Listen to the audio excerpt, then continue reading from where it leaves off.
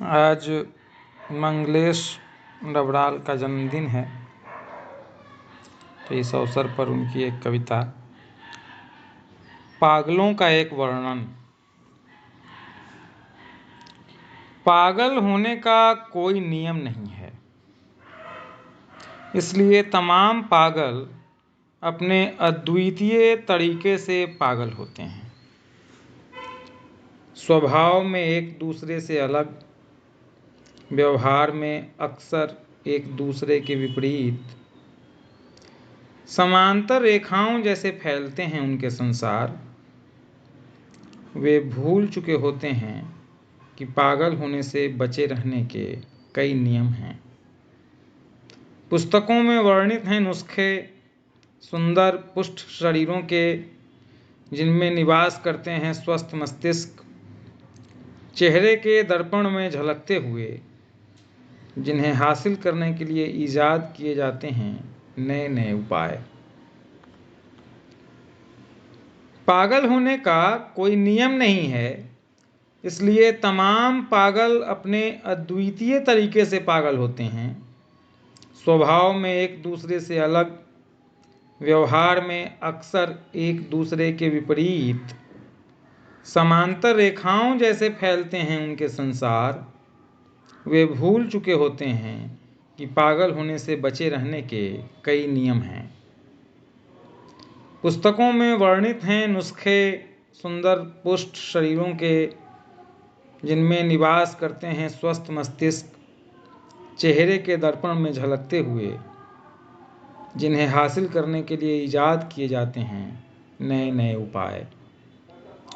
जो अपना मानसिक स्वास्थ्य हमेशा के लिए खो चुके हैं, वे अचानक प्रकट होते हैं सूखी रोटियों की एक पोटली के साथ, कहीं पर विकराल, कहीं निरीह।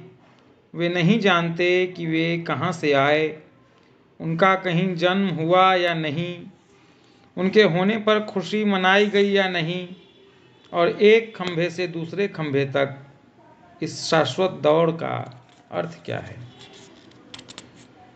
नुक्कड़ पर बैठा एक पागल दिन भर गालियां देता है प्रधानमंत्री को।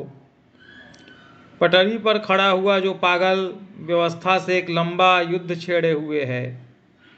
दिन भर वह बनाता है अपनी रणनीति। एक पागल औरत भीड़ में पहचान लेती है अपने धोखेबाज प्रेमी को और क्रोध में उस पर अदृश्य पत्थर फेंकती है। एक प्राचीन पागल चौराहे को गुफा मानकर रहता चला आता है। वह बताता है मनुष्य के कारनामों का रक्त रंजित इतिहास। तरह तरह के इशारे करते पागलों के बीच से अक्सर गुजरते हैं स्वस्थ मस्तिष्क के लोग।